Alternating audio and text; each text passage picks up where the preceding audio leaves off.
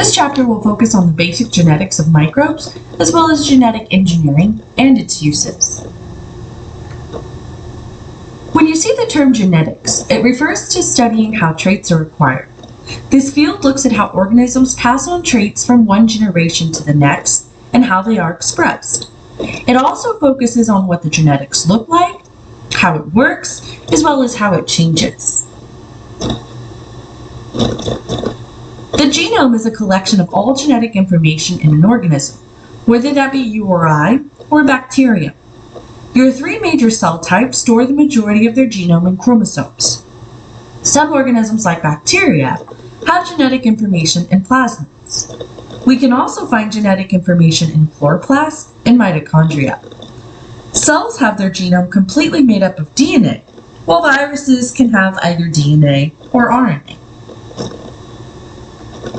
Chromosomes are used to tightly package DNA. In a eukaryotic chromosome, the DNA is wrapped around histone proteins and can be found in the nucleus. We can see it in pairs or single, and the DNA has a linear form. Bacteria package their DNA a bit differently. They use histone-like proteins, and they can have one or a few in a circular arrangement. Let's discuss the three groups of genes. There are those that contain instructions for protein synthesis, which are your structural genes. There are also genes that code for specific types of RNA, and regulatory genes are those that help to control the expression of genes. The genotype is the genetic makeup of an organism versus the phenotype, which is the physical expression of traits. Let's look at different types of genomes. In a eukaryote, genetic information can be found in plasmids, chromosomes in the nucleus, and in the chloroplast and mitochondria. In bacteria, we can see the genome in plasmids, as well as a circular chromosome. Viruses have either DNA or RNA in the capsid. The building blocks of DNA are nucleotides. They are composed of a phosphate, deoxyribose, and a nitrogenous base. The backbone of DNA is made up of sugars and phosphates.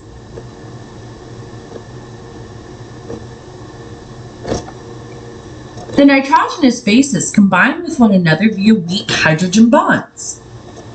The bonds can easily be broken to allow for replication or transcription to occur. The basic base pair rules are that adenine will always bond with thymine, and guanine will always pair with cytosine. Here we can see the basic structure of DNA. We have our sugar-phosphate backbone, and our nitrogenous bases, which make up the rungs of the ladder. You'll also notice that one strand runs in the 5' to 3' direction, and the other runs 3' to 5'. This is called an antiparallel orientation. We just saw the antiparallel arrangement of DNA. This is determined by the order of the carbons. The orientation plays a major role in DNA replication and protein synthesis. Let's discuss DNA replication. This process is termed a semi-conservative process. The process requires 30 different types of enzymes. Once the process is complete, 2 copies of DNA are made. These copies are identical to one another, as well as the parent's DNA.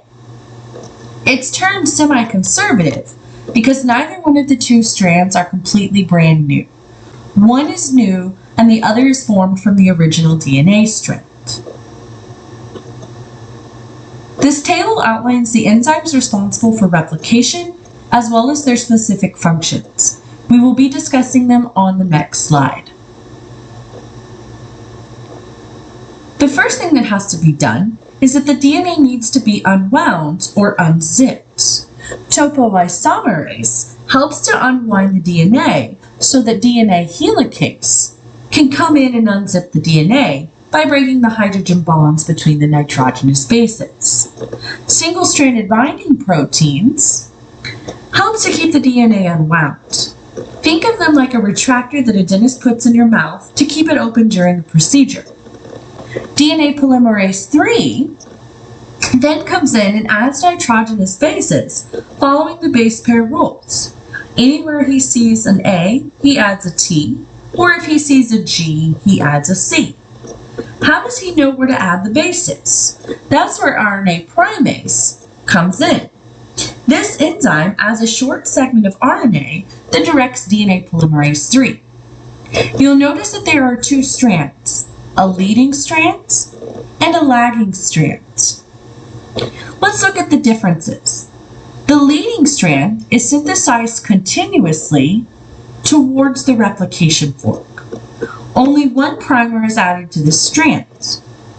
The lagging strand is synthesized away from the replication fork, and multiple primers are laid on this strand.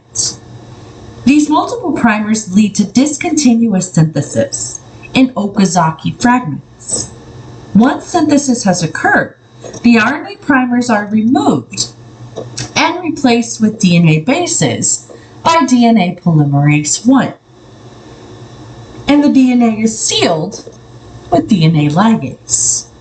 Both strands are synthesized in the 5' to 3' direction. Some bacteria can add the bases at a rate of 750 per second. As fast as this is, errors can occur, but DNA polymerase III is pretty efficient at proofreading.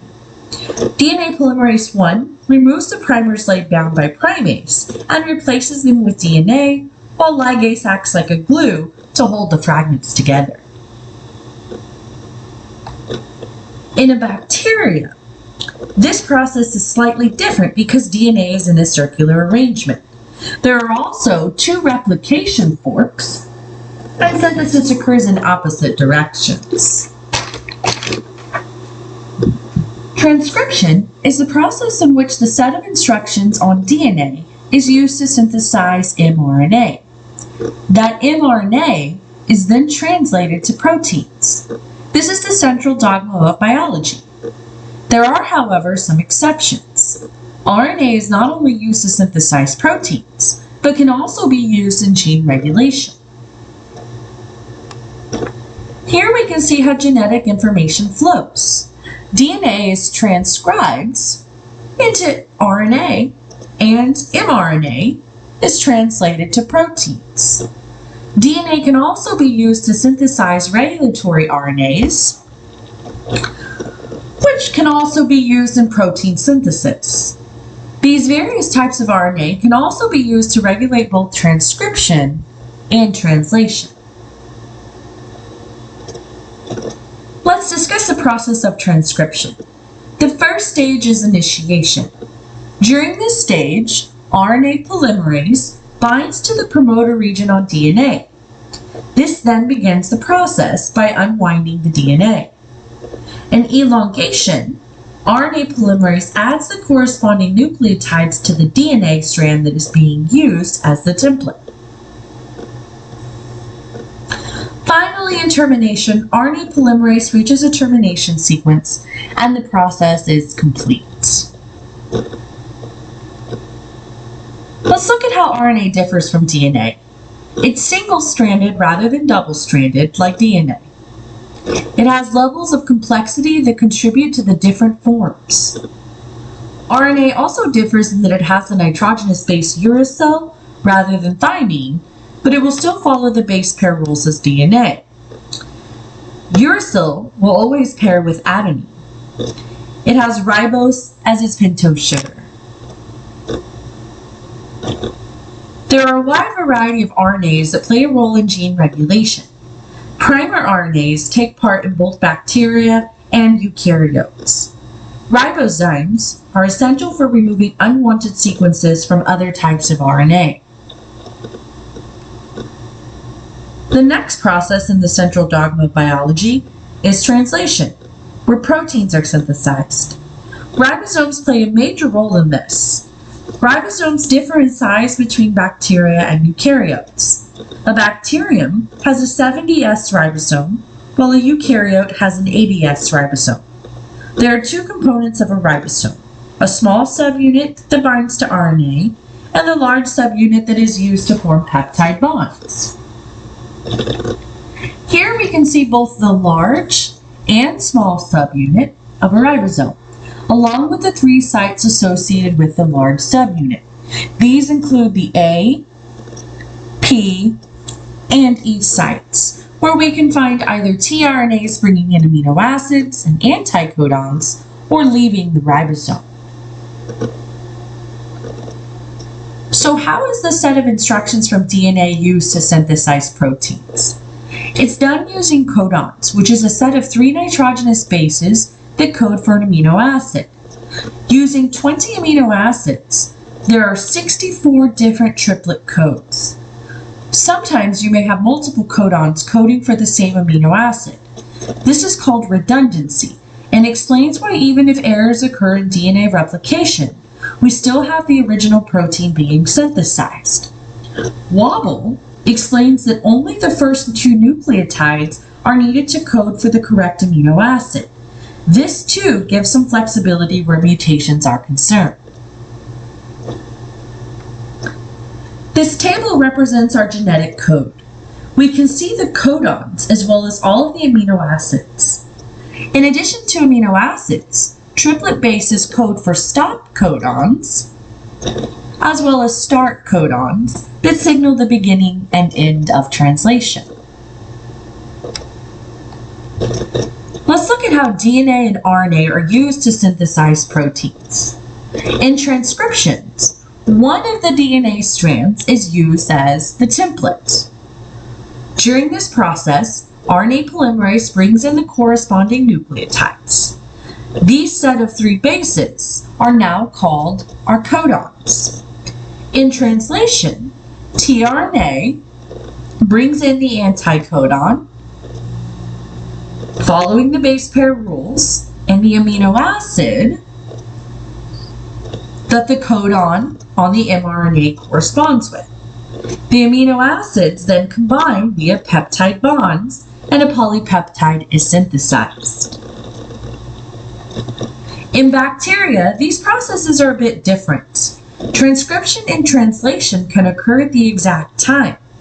Part of this is explained because both processes occur in the cytoplasm. This is not seen in eukaryotes.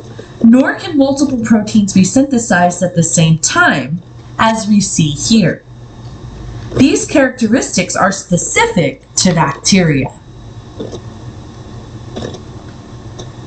In translation, the first tRNA searches for a start codon, and once the start codon is in the P site, the tRNA comes in. A second tRNA then comes into the A site with its corresponding amino acid and anticodon. A peptide bond forms, and the tRNA molecules then slide from the P to the E site and from the A to the P site. You'll notice that the amino acids remain on the tRNA in the P site. This process continues, and we see a growing polypeptide chain until a stop codon is reached. Once a stop codon is in the A site, a release factor comes in and binds, and everything disassembles. A couple of differences between eukaryotes and bacteria that I just mentioned were that in bacteria, both transcription and translation occur at the same time, and multiple genes are translated in bacteria. They also differ in their start codons as well as genes. Bacteria do not contain introns, so they are directly translated into proteins, whereas eukaryote genes have introns, so they must be removed. We can see the DNA of a eukaryote with the coding regions, which are exons, and the non-coding introns. An enzyme called a spliceosome comes in and removes or cuts out the introns, and the exons are spliced together so that translation can properly occur. Bacteria do not undergo this process. Organisms organisms have the ability to control activity of genes based on the demands for a particular enzyme. They can do so using antisense RNAs, microRNAs, and riboswitches. Bacteria have operons, which contain a specific set of genes that work together. They are the inducible or repressible. Inducible operons are turned on whenever a particular substrate is present. Repressible operons can be turned off or repressed whenever there's enough product present. One of the most understood and studied operons is the lac operon in E. coli. It has a regulator where there is a gene that codes for a repressor protein, which can turn off the production of an enzyme. There's the control locus, where we find the promoter, and the operator that acts as a switch to control transcription and translation. There are also genes that code for enzymes necessary to break down lactose. In the top image, the operon is normally off. The regulator gene leads to the production of the repressor protein that binds to the operator. This occurs when lactose is absent.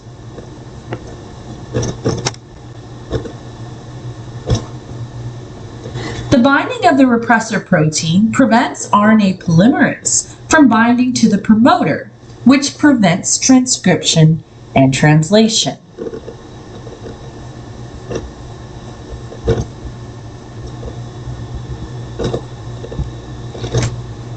If lactose is present, it binds to the repressor, causes it to change shape, thus pulling it off of the operator region. RNA polymerase can then bind to the promoter, and transcription and translation occur. The enzymes needed to break down lactose can be produced. In the bottom picture, we see that when lactose is depleted,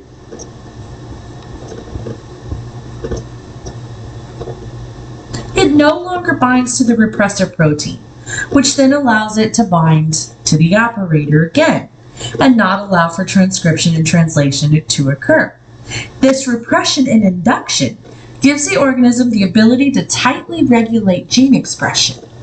If there's no lactose present, why would they need the energy to produce enzymes to break it down? Same goes if there's a lot of lactose, you want to be able to produce enzymes to break it down. Phase variation occurs when bacteria turn on or off genes, and it leads to physical changes. This is passed on from one generation to the next and usually leads to physical characteristics on the surface of the cell, like fimbriae or capsules. Bacteria have the ability to exchange or donate DNA through the use of plasmids. This is called recombination and can lead to the development of antibiotic resistance, traits that make them more pathogenic, and different metabolic properties. A recombinant organism is one that has genes that came from another organism. Let's discuss these plasmids that are involved in horizontal gene transfer. They are circular DNA and have their own origin of replication. They can divide on their own. They're not necessary for survival of the organism, but they often benefit it. In order for an organism to make copies of genes associated with the plasmid, the fragments must make themselves part of the bacterial chromosome. We will be discussing these three types of horizontal gene transfer. This is a good tool to help you prepare for the exam. In conjugation, genes are exchanged through direct contact of two cells. In gram-negative bacteria, the fertility, or F factor, leads to the production of a pilus. The recipient has a location for the pilus to bind to. The cell that has the plasmid is F positive, while the one that doesn't is F negative. The pilus grows from the F positive cell to the F negative cell and pulls them together. In a gram-positive bacterium, an opening forms between two cells and DNA is exchanged. The donor simply makes a copy of the DNA rather than giving it away. In E. coli, once the F positive cell makes a copy of the DNA, he transfers it to the F negative cell via the pilus. It then transforms the F negative cell to a F positive cell. In high frequency recombination, a plasmid incorporates itself into the DNA of the F positive cell. So now when a copy of the plasmid is made, the DNA from the original cell may get transferred. Sometimes the plasmid is not transferred. In F factor transfer, the pilus forms a conjugation bridge between the F positive and F negative cell. A copy of the plasmid is made and then transferred to the F negative cell. In high frequency recombination, the plasmid inserts itself into the donor cell's DNA. A copy is made and transferred. You can see in this case, genes associated with the plasmid, as well as the donor cell, incorporate themselves into the recipient's DNA. The recipient now has new genes that are part of its DNA. These resistance plasmids may give the recipient cell genes associated with antibiotic resistance, resistance to heavy metals, or the ability to produce toxins or Fimbriae.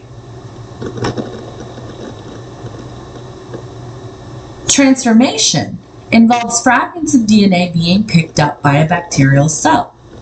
In order for the DNA to be picked up, the cell must be competent and contain specific DNA binding proteins. Unlike conjugation, transformation does not require direct contact or a pilus. This process can be done in the lab and is useful in recombinant DNA technology. Transfection is very similar, but for eukaryotic organisms. In generalized transduction, a bacteriophage is responsible for the transfer of DNA. In the first cell, we see the attachment of the bacteriophage to the bacterium. Its viral genetic information is transferred, and during replication and assembly, a newly formed bacteriophage accidentally picks up a piece of the donor's DNA rather than the viral DNA.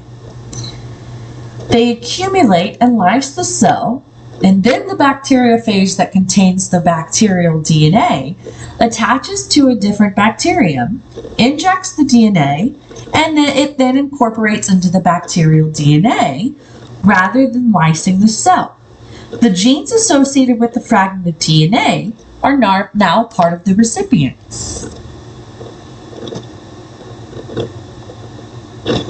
In specialized transduction, this involves the lysogenic life cycle of a bacteriophage.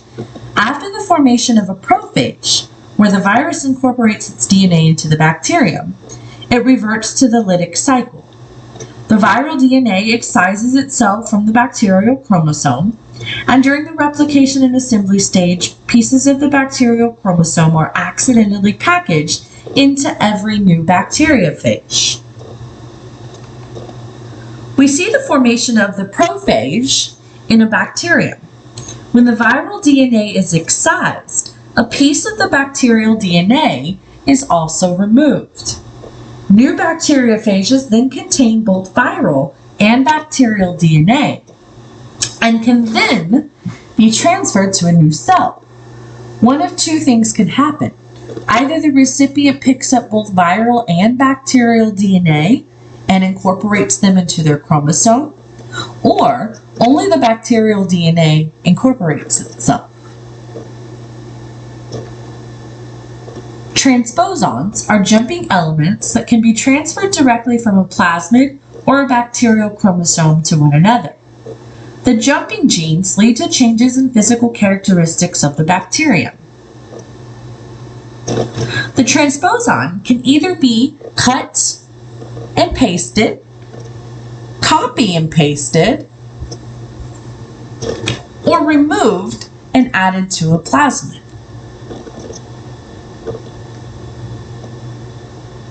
Let's discuss mutations, which are alterations to the bases in an organism's genome. More often than not, we can see the effects of mutations when they lead to changes in an organism. They arise from deletion, insertion, or rearrangements of nucleotides. A wild type is what we would find in nature compared to a mutant that has differences in morphology, nutrient requirements, or temperature requirements. A spontaneous mutation is one that randomly occurs in DNA replication. An induced mutation arises from exposure to mutagens like UV light or chemicals. Let's look at the various categories of mutations. A point mutation is one in which a base is added, deleted, or substituted. A missense mutation involves a change in the code that leads to a different sequence of amino acids. It can lead to a non-functional protein, a protein that has a different function, or no change at all. A nonsense mutation involves an insertion of a premature stop codon. A silent mutation does not change the sequence of amino acids, so no effect is seen. A back mutation involves a mutation that reverts back to the original sequence of nucleotides. A frameshift mutation involves one or more bases that are inserted or deleted and change the sequence that leads to a non-functional protein. At the top, we see the sequence associated with the normal gene. In B, we see a missense mutation where a single base substitution led to a different amino acid sequence. In C, we see a base substitution with no alteration in the sequence. This is a silent mutation. In D, we see a deletion, which leads to a shift in the sequence and a poorly functional protein. In E, it shows the effects of an insertion, which again shifts the sequence, leading to a poorly functioning protein. A single nucleotide polymorphism is an alteration of one base. In our genome, we have about 10 million of these, which are passed on from one generation to the next. The identification of these can be used to customize treatments for genetic conditions like thrombophilia, in which a single nucleotide difference leads to a clotting disorder. The S&Ps can also help to determine effectiveness of treatment. DNA polymerase III is pretty efficient at proofreading for errors. There are also other mechanisms for finding and repairing damaged DNA, like from UV rays. It's only efficient for small mutations, though. In excision repair, enzymes break bonds in DNA where the errors have occurred, the defective bases are removed, and DNA polymerase I fills the gap along with ligase. Mutations last forever and are passed on. Most spontaneous mutations are harmful, but there are some that benefit an organism. If the environment is stable, there should only be a small percentage of mutants in a population. Should there be changes, the mutants may be better adapted for survival. Restriction endonucleases are used to recognize specific sequences of DNA and cut at that location. They were identified in bacteria and are used in DNA technology. They recognize palindromes, which are read the same forwards and backwards. When the restriction endonucleases make their cuts, they leave sticky ends and restriction fragments. Here we see some examples of palindromes and cutting patterns for 3 restriction endonucleases. Once the fragments are cut, we can see the sticky ends. The fragment can then be glued in, if you will, into a different organism. Some enzymes involved in genetic engineering are ligase, which again acts as a glue, reverse transcriptase, which can be used to create a cDNA library from RNA. That complementary DNA can also be made from different types of RNA and can be used to create eukaryotic genes. The polymerase chain reaction, also known as PCR, is practically a Xerox machine used to make copies of DNA. It's such a sensitive test that it can be used to detect cancer from a single cell. This process makes these copies within a few hours. There are a few things required for PCR. The first one being primers, which are basically green lights on where to begin the process. A special enzyme acquired from Thermus aquaticus called Taq polymerase, which is used to add the nitrogenous bases to the DNA strands, and a machine called a thermal cycler. There are 3 stages in PCR. The first is denaturation, where a temperature of 94 degrees Celsius separates the DNA strands. The second stage occurs at 50 degrees Celsius to 65 degrees Celsius and is the priming stage. During this stage, the primers attach to the DNA templates. The temperature is then raised to 72 degrees Celsius and the extension stage begins. It is during this stage that Taq polymerase adds the nucleotides in a 5' to 3' direction. The DNA runs through several of these cycles, and at the end, billions of copies are made. After PCR, what is done with the copies of the DNA? Gel electrophoresis is used to analyze the DNA through a banding pattern.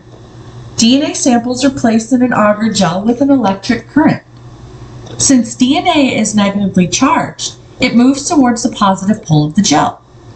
Larger fragments travel slower and remain at the top, while smaller fragments travel quicker and can be found at the bottom. After staining the gel, the banding patterns are present and can be determined whether a particular gene is present in an organism.